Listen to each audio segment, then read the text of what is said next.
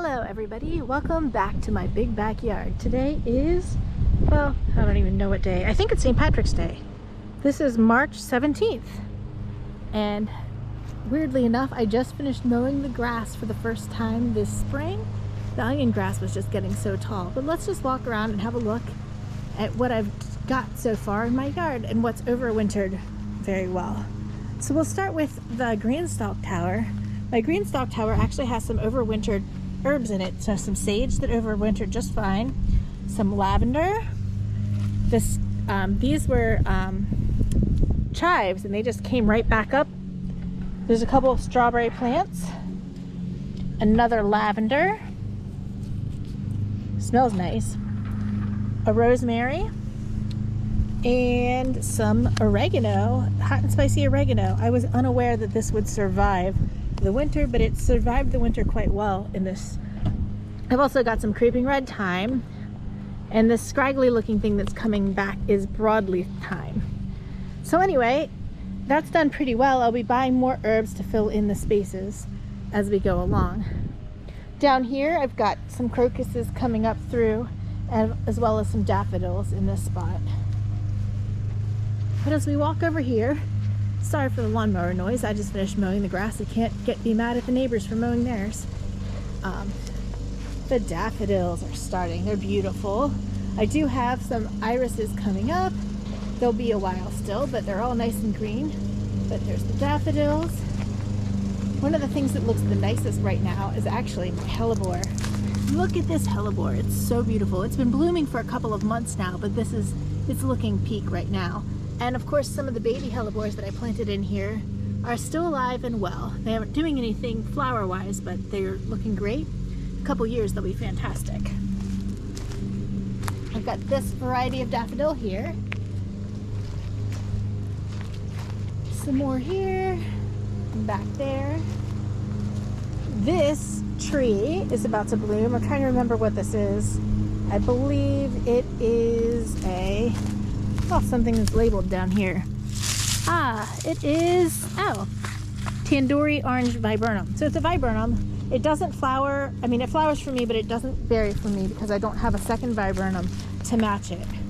I would have to buy a cardinal candy viburnum or something similar to pollinate that. My creeping phlox is looking lush.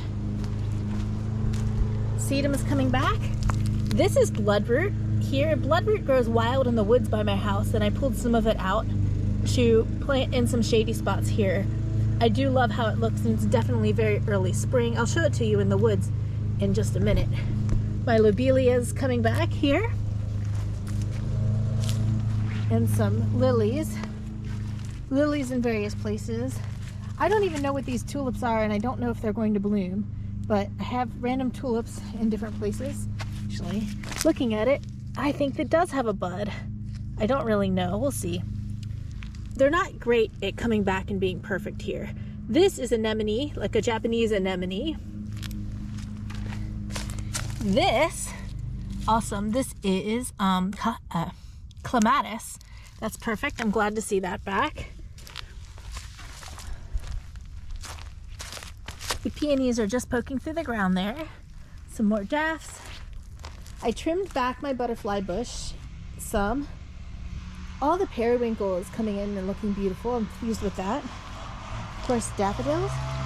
Ooh, the sound of a leaf blower. Gotta love it.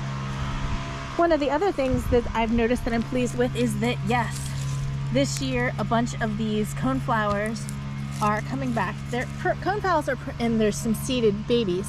Coneflowers are perennial, but every once in a while when I start with one, it doesn't survive the winter. But all my little spots of coneflower have coneflower coming up, and I'm very pleased with that. There's another one right there. So these never died back this year. I just hit them with a leaf blower this morning and made a mess. But these are red hot poker, and they will look great when they get lush again. Just a nice view of the daffodils. The little iris clumps will be up. Some of these irises are new to me this year, and some of them are not. We'll see what happens. The smaller clumps are the new ones that I planted in the fall. I don't expect them to flower this year. Ooh. lightheaded from standing up so quickly. This is my pawpaw tree, and it is flexible, so I'm expecting it to start out soon and look nice. We'll clear some of the debris from around these irises. Irises don't like to be buried deeply. They need the sun on their roots to start, which makes when I plant them in places like this where I give them too much leaf litter, I mean, I just don't clean up the leaves very well, I am concerned that they don't do very well. Now these here are snapdragons. What's cool about these snapdragons is that this is the third season for these snapdragons. They survived one winter, and they just survived another winter, and here they are once again, snapdragons. I'm pretty excited about that. I love things that survive a long time. Back behind my shed I have some flowers. They're not flowers yet, but these are kind of like, they have like a bluebell kind of shape to them, or kind of a purpley blue flower. They're very pretty. Also back here, there are bleeding hearts, but the bleeding hearts have not come up yet. It's too early, actually. I think this is bleeding heart. So there's the first sign that the bleeding hearts will be here eventually. My bleeding hearts back here are actually white bleeding hearts. So I got them from my parents' yard, so that's just luck. This is a hydrangea, Summer Crush hydrangea. It has not done well for me yet at all. Bad luck with that. It's just not in a very good spot, but we'll see what it does this year. I may transplant it if it doesn't do anything. So this is a lilac, and of course some more irises and daffodils and clumps of lilies. I never even remember what these lilies look like until they bloom. There's a random holly tree growing behind what are canna lilies. Sorry, those are cannas. This is this is hyssop, which is coming back. I have some bee balm clusters and some hyssop clusters in here. They were cut back in the fall, but they should come back. We'll see.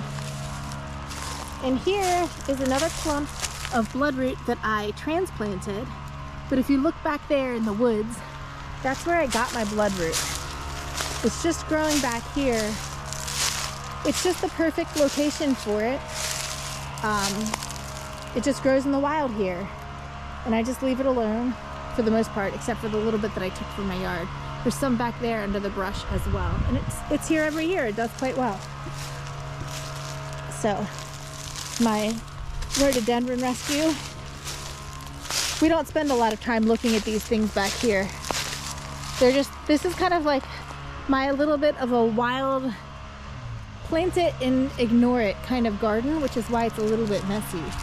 But as you can see, the vinca / periwinkle, whatever that is growing nicely. I believe actually that that's invasive. I'm not entirely sure, but I would rather have that than this, which I believe is Japanese honeysuckle, which is also heavily invasive. There's really not anything I can do about it. I mean, it's growing all back there in the woods, and there's nothing I can do to control it. So I just deal with it as it is. I mow the edge of the woods to prevent it from creeping too far in.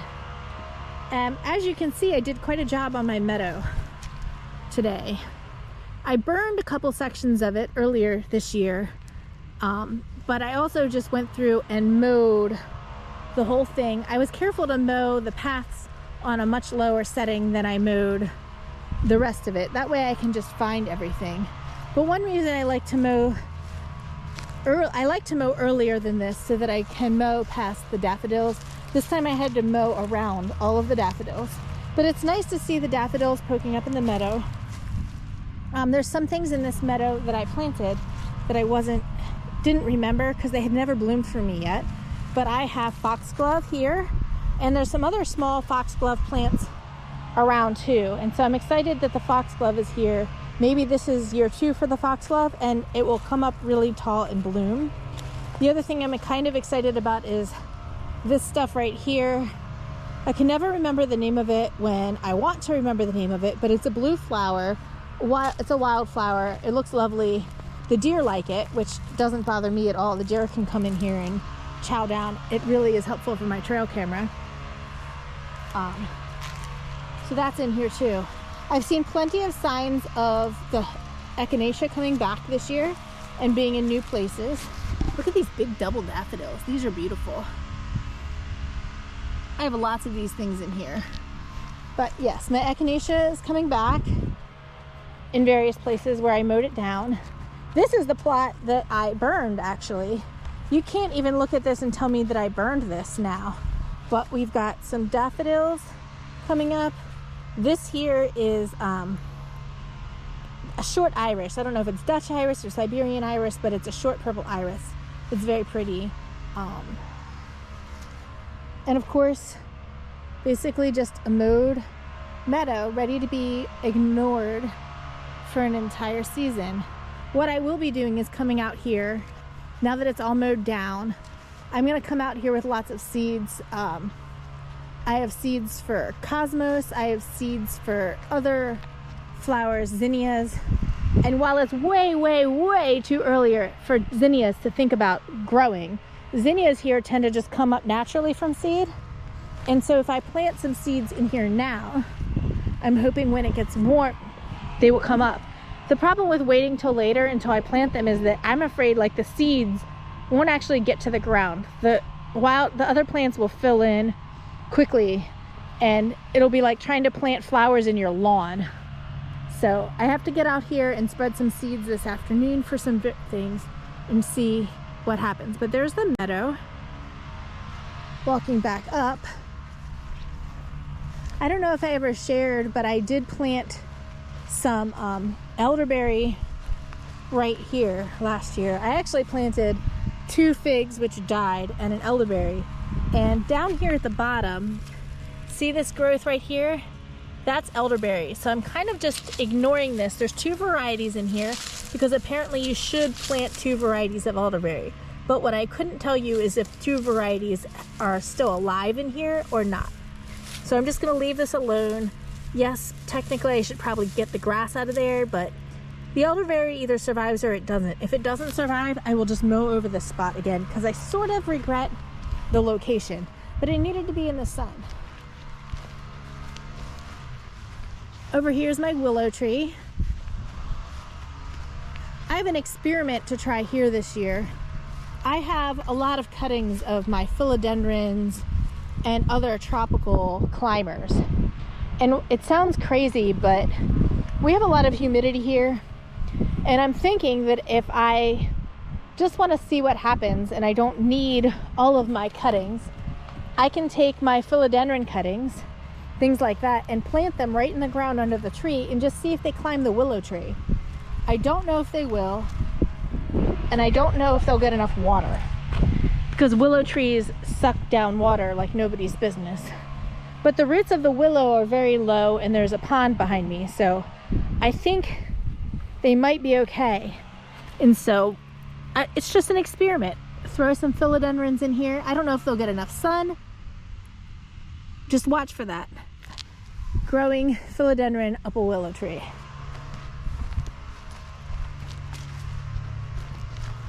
Over here to my garden, the vegetable garden. Now in the fall, I planted cabbage and Brussels sprouts, and my cabbages are starting to head up. I don't really know what to expect from Brussels sprouts. I don't know if that's normal or not, but it's like one Brussels sprout, but who knows? That's a cabbage. There's a nice cabbage. Some over there. I should have bought corned beef today or tomorrow, put it in the freezer, and then I can get it out and eat it when my cabbages are ready. The carrots I planted in the fall are looking great. They are close together. We'll see how big they get. As you can see, the level of the soil in my garden beds is very, very low. It hasn't been restocked yet, but I have every intention of, this should be filled back up tomorrow actually, or the next day.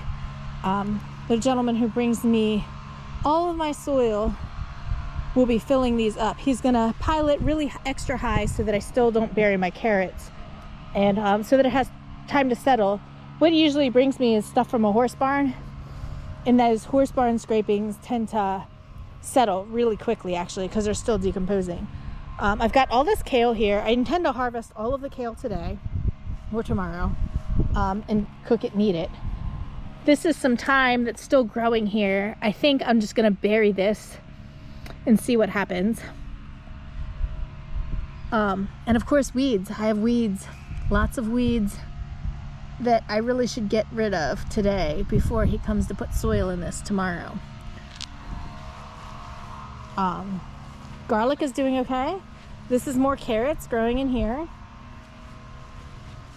And over here is my strawberry bed. So the strawberries are looking pretty good.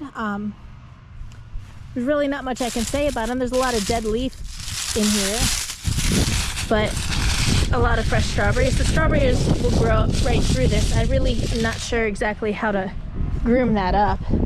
It's a strawberry bed and it's just gonna grow as is. Hopefully this year I get a pile of strawberries. We will see. I ought to sprinkle some berry tone or something in there to help that along. Maybe tomorrow. So, we'll take a quick walk through the front garden. I did trim a couple branches off of this tree. Some of my cool potted plants have done fine all winter. Like this little deserty pot. I don't see the echinacea coming back in here yet, but I'm sure it will.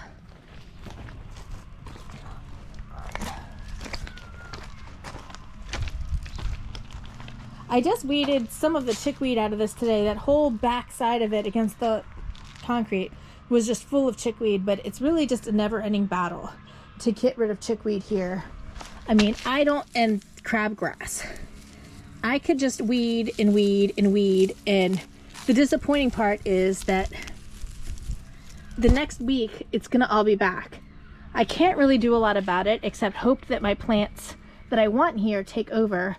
I'm planting this ajuga in here, hoping that that spreads. I have a couple other ground cover type things in here, like these sedums and things like that. And my hope is that eventually the ground covers take over and the chickweed chokes out. But to be honest, I think chickweed is forever. Some beautiful crocus. I've got a hyacinth coming up and blooming, and I've got this little hyacinth here, which I don't think is going to put a flower on for me. And some tulips. My tulips that stay in the ground, like I said, they just never... Tulips just, for some reason, I just think it's a property of tulips, is that they come back, sort of. They're never as good as before. I do have one or two that are every year, but I think this was a tulip, and I don't see any sign of it in here, so... Who knows? I do have some self-seeded poppies in here. The poppies tend to grow in this area. And there's my biggest peony. That one pops up first every year. So my Japanese maple here is budding out nicely. One of the things I was very pleased about in my front yard is look how beautiful this ring of daffodils looks around my beech tree. It's a cute little beech tree. I dug this out of the woods and planted it here years ago, and it's very happy here in this spot. And I always get a little bird nest in here, but this is last year's bird nest. We'll see if it gets occupied again this year, or sometime before my cat eats the bird, which does have a tendency to happen. So we'll just pop right around back again. Let me take a second.